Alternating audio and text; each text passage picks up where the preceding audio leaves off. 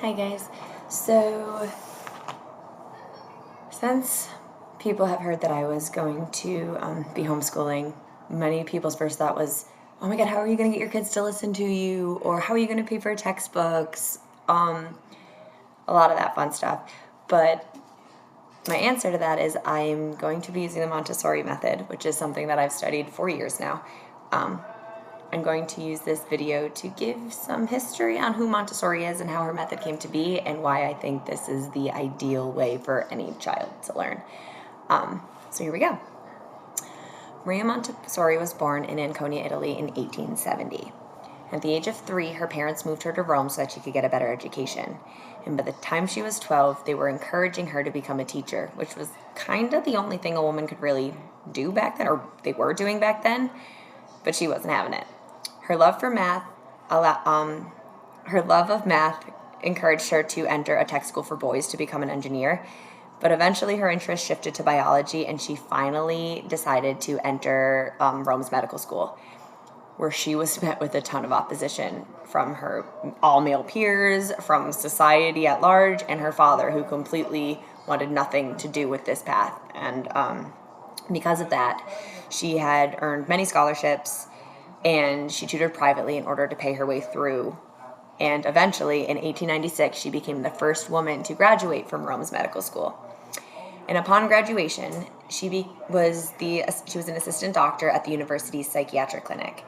And one of her duties was to visit children admitted to the general asylum. Unfortunately, back in those days, there was no really such thing as special education, so any child who wasn't seen as normal was considered an idiot and sent into an insane asylum. She became convinced after watching these children that they didn't need to be here, that they would have benefited more from just a specialized education. So she traveled to London and Paris, where she studied the works of the pioneers in this field, Jean Ittard and Edward Seguin. And when she came back from this trip, the Italian Minister of Education asked her to give courses to teachers on what she learned. And eventually these courses developed into the Orthophonic School, which she became the director of in 1898. 2 years as the director of this Orthophonic School, she worked with children who were considered idiots or mentally defective. And how she taught them, she used all her insights that she learned from Ittard and Seguin.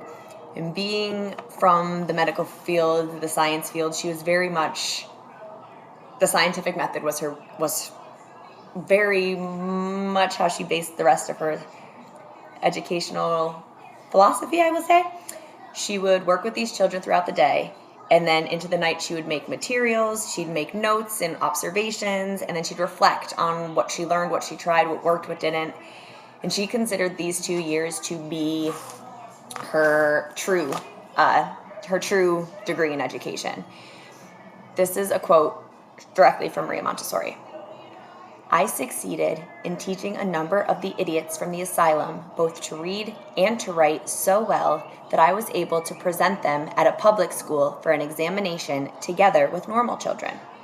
And they passed the examination successfully.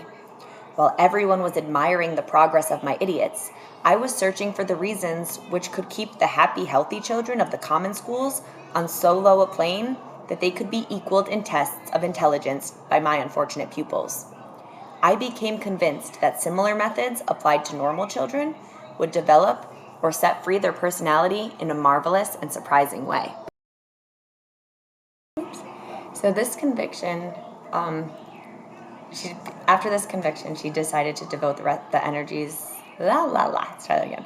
Conviction devoted her life to the field of education. She returned to the University of Rome, where she studied philosophy, psychology, and anthropology. She took a more thorough study of Ittard and Seguin by translating their work into Italian, and she did this by copying their work by hand. She's quoted saying, I chose to do this by hand in order that I might have time to weigh the sense of each word and to read, in truth, the spirit of the author. She also made a study of nervous diseases in children and published her findings in research journals. And she served on the staff of the Women's Training College in Rome, which was one of 2 colleges for women at the time. She practiced in clinics and hospitals and carried on a private practice of her own. In 1904, she was appointed professor of anthropology until 1907, when she was finally given the opportunity to apply what she learned to a class of normal children. Montessori was asked to direct a daycare type program in the slums of San Lorenzo. She was given 60 children between the ages of 3 and 7 whose parents were illiterate but had to work all day in order to survive. These kids used to run through these building projects and vandalize properties because nobody was able to watch them during the day. So this is how she was given this role. They're like, we need to do something with these kids. We need to get them out of the way. But she saw this as a beautiful opportunity to just try out her methods on those, I'm not going to say more fortunate because they are living in the slums, but more fortunate than the pupils that she's had before. She is quoted saying about her pupils, they were tearful, frightened children, so shy that it was impossible to get them to speak. Their faces were expressionless, with bewildered eyes as though they had never seen anything in their lives. They were indeed poor, abandoned children who had given up, with nothing to stimulate their minds. They were given a simple bare room in an apartment building, sparse furniture that you would see like an office or a home, and Montessori supplied her educational equipment with the sensorial apparatuses, the ones that she used on her idiot children. She wanted to compare the reactions of these normal children to her sensory apparatuses to that of the defective children. More specifically, the younger children of normal capacity to the chronologically older children of the defective.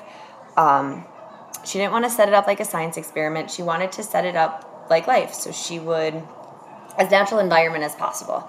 So she made sure that everything was child-sized, that all obstacles to development were removed, that they were provided the exercises they needed to grow their faculties.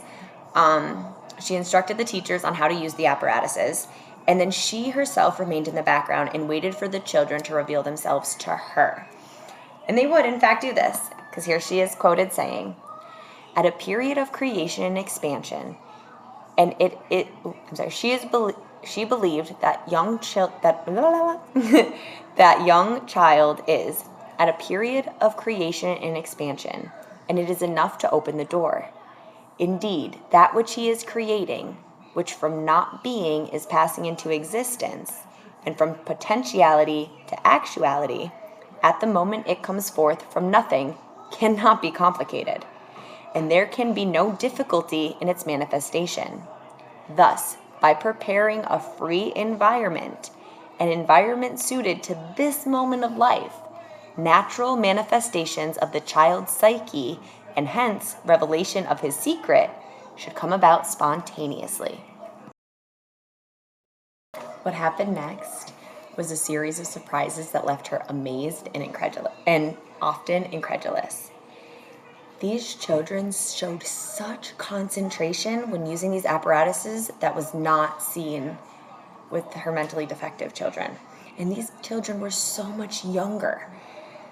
She is quoted saying, "It took time for me to convince myself that this was not an illusion. After each new experience proving such a truth, I said to myself, I won't believe yet. I'll believe it next time." Thus, for a long time I remained incredulous, and at the same time, deeply stirred. I'm going to read this next part directly from the book Montessori, A Modern Approach, because it does it the perfect justice. The pattern that led to this phenomenon was each time observed at the same. First, the child would begin to use a piece of apparatus in the accustomed way. But instead of putting the equipment away when the exercise had been completed, the child would begin to repeat it. He would show no progress in speed or skill. It was kind of perpetual motion. One child was observed to repeat such an exercise 42 times, and to be concentrating so deeply that she was oblivious to deliberate attempts to disturb her, including picking her up in her chair and moving her to another part of the room. Suddenly, for no apparent reason, She was finished with her task and put the equipment away. But what was finished and why? Questioned Montessori. And why would the children actually be rested and appear to have experienced some great joy after such a cycle of activity? A second surprising phenomenon in the children's behavior occurred quite by accident. The teacher was accustomed to distribute the materials to the children. However, one day she forgot to lock the cupboard where the equipment was kept. She arrived at the classroom to find that the children had already chosen what pieces they wished for themselves and were busily at work. Montessori interpreted the incident as a sign that the children now knew the uses of the materials and wanted to make their own choice. She instructed the teacher to let them do this and constructed low shelves so the materials would be more accessible to them. She noticed that they consistently left some of the materials unused. She removed them, reasoning that the ones chosen must represent to them some particular need or interest, and that the others would only create confusion. She was quite surprised to notice that the toys she had placed in the room were among those things virtually unnoticed. These she also eventually removed. Other unexpected phenomenon occurred. The children seemed indifferent to rewards or punishments related to their work. They would, in fact, often refuse a reward or give it away. They showed an intense interest in copying the silence of a baby brought to class one day. From this experience, Montessori developed an exercise of silence. It consisted of controlling all movements and listening to the sounds of the environment. The children's enjoyment in this group effort seemed to reflect some need for communication with each other and the world around them. The fact that these young children possessed a deep sense of personal dignity also became apparent. One day, they were so pleased at being shown how to blow their noses, they burst into applause. Eventually, the children began to demonstrate a newly developed self-possession. They greeted visitors, who were now coming in ever-increasing numbers to see the classroom, warmly and respectfully. They seemed proud of their work and happy to show it to them. They demonstrated a sense of community and concern for each other. But it was the discipline, concentrated attention, and spontaneity of the children, evident in the peaceful atmosphere of the classroom, that most impressed visitors. Montessori says, "This could never have come about if someone, like a teacher, teaching by word of mouth, had called forth these energies from outside." There was one startling development of more direct academic significance. Montessori had not intended to expose children so small to any activity bearing on writing and reading. However, their illiterate mothers began to beg her to do so. She finally gave the 4- and 5-year-olds some sandpaper letters to manipulate and trace over with their fingers. The children were quite enthusiastic about the letters and would march about the room with them as if they were banners. Some eventually began to connect sounds with the letters and to try to sound out and put together words. Soon, they had taught themselves to write. In a burst of activity, they began to write everywhere. They would read the words they had written, but were uninterested in those anyone else had written. It was another 6 months before they seemed to understand what it was to read words. They then began to read with the same enthusiasm that they had written, reading every extraneous item in their environment, street signs, signs in shops, etc. They showed little interest in books, however, until one day a child showed the other children a torn page from a book. He announced, "There was a story on it," and read it to the others. It was then that they seemed to understand the meaning of books. They began reading them with the explosion of energy they had previously exhibited in writing and reading words encountered at random in their environment. The process was interesting on 3 counts. 1, the spontaneity and direction of the activity from the beginning belonged to the children.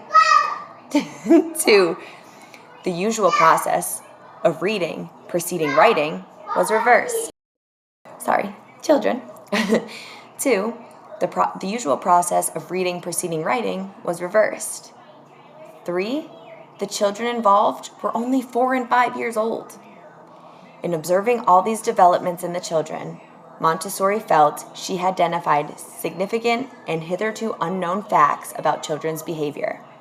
She also knew that in order to consider these developments as representing universal truths, she must study them under different conditions and be able to reproduce them. In this spirit, a second school was opened in San Lorenzo that same year, a third in Milan, and a fourth in Rome in 1908, the latter for children of well-to-do parents. In 1909, all of Italian Switzerland began using Montessori's methods in their orphan asylums and children's homes. In these schools, Montessori found a significant and consistent difference in the initial response of children from wealthy homes and those of poor families. The children of the poor generally responded immediately to the equipment offered them. The children who had intelligent and loving parents to watch over them and had been saturated with elaborate toys typically took a few days to a number of weeks to pay any real attention to the materials offered. However, once an intense interest was aroused in these children, phenomena began to appear similar to those in the first Casa dei Bambini children's home. First, the children's cycle of repetition, concentration, and satisfaction would begin. It would lead to a development of inner discipline, self-assurance, and preference for purposeful activity. Montessori called this process, which took place in the child, normalization. It appeared to her, in fact, to be the normal state of the child, since it developed spontaneously when the environment offered the necessary means. Words of Montessori's work spread rapidly. Visitors from all over the world arrived at the Montessori schools to verify with their own eyes the reports of these remarkable children. Montessori began a life of world travel, establishing schools and teacher training, lecturing. Sorry, children, again. Montessori began traveling the world to share her method. And in 1929, she wrote, "There is not one of the great continents in which Montessori schools have not been distributed. In Asia, from Syria to the Indies, in China and in Japan, in Africa from Egypt and Morocco, in the north to Cape Town, in the extreme south, and two Americas, in the United States and Canada, and in Latin America." Montessori came to America for a brief lecture in 1912. She was given an enthusiastic welcome, including a reception at the White House. She gave her first lecture at Carnegie Hall to overflowing crowds and stayed at the homes of famous people like Thomas Edison, who admired her work.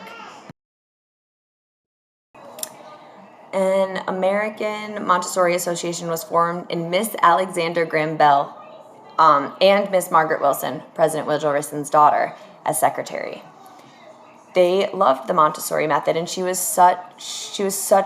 received so well here that she returned in 1915 to teach a training course in California. During this time, a Montessori class was set up at the San Francisco World Fair, and it received so much attention. Montessori schools were started all over the country, the first one being in Alexander Graham Bell's home. A flood of articles about her education appeared in the popular press and education journals. However, the initial burst of enthusiasm for Montessori gradually met with an equal torrent of criticism by those American professionals who espoused the established psychology. In 1914, William Kilpatrick wrote The Montessori System Examined, in which he dismissed Montessori's techniques as outdated. Kilpatrick's book is important in the history of Montessori in the United States, not only because it is credited as the strongest single influence in dissolving the enthusiasm that had greeted Montessori in this country, but also because some of the areas of disagreement it outlined are the principal ones still being advanced today. Kilpatrick himself was a man to be reckoned with in the educational world. A leading exponent of John Dewey's philosophy, he was a popular and respected professor at Teachers College, Columbia University. Whatever he had to say was likely to have a profound impact on his fellow professionals. He addressed his small volume on Montessori to public school teachers and superintendents because he said they were, and I quote, "concerned to know the meaning of this agitation. They are critical, if not skeptical. They are tolerant enough of new dogma and experiment, which would weigh every item of the idealistic projects of radicals and even of the practical successes of experiments born among the differing conditions of foreign soil." Professor Kilpatrick based his evaluation of Montessori on her first book, The Montessori Method, which had just been published, and on an investigating trip to Rome to visit a classroom there. In addition, he had a private interview with Dr. Montessori. Her theories viewing the children's nature as essentially good and education as a process of unfolding what has been given the child at birth, her belief in liberty as the essential ingredient of this unfolding, and her utilization of sense experiences in the process of development he saw as containing a greater or less amount of truth, but needing to be strictly revised in order to square with present conceptions. Further, due to the fact that one of the primary influences on Montessori's work was Seguin, a man whose work was first published in 1846, and that she still holds to the discarded doctrine of formal or general discipline, Kilpatrick wrote. I'm going to stop reading that. Pretty much he was poking holes at her work because it was not what he was preaching. Not saying that what he was preaching wasn't legit, but his one voice shot down so much enthusiasm and belief in her method that has been proven time and time and again. Kind of sound familiar to kind of what's going on? One voice, strong opinion, cuts down the truth of the matter, that Montessori's method allowed the child to develop to God's plan. It allowed them to be who they are meant to be based on God's plan. God made children. God made us. So if we allow ourselves freedom within limits, if we allow ourselves principle like, sorry about that tangent. Let's try that again. I'm very passionate about this, and sometimes I could jump all over the place. But let's just say she was pushed out here, and she would never return to America again because of the hate pushed at her from one man who ended up bringing a lot more hate towards her. However, she flourished in the rest of the world, and it wasn't until about 5 years after her death that she took a resurgence here, thanks to a woman named Nancy Rambush. I full-heartedly believe that Montessori is a beautiful way for children to learn and grow who they're supposed to be. I will be doing another video about the principles of Montessori, and once you hear that, I'm convinced that not everybody, but many of you will be in agreement that, especially those of you with children, that this is such a beautiful way for our children to learn. But I felt like you needed to know the history of how she came about her method, because it was more like the children showed it to her versus her coming in with the method saying, this is how they learn. It was, no, this is how we learn from us. And that's very important to me. I hope this helped you learn something about who Maria was, and my next video will be more about the philosophy behind her method. Love you guys.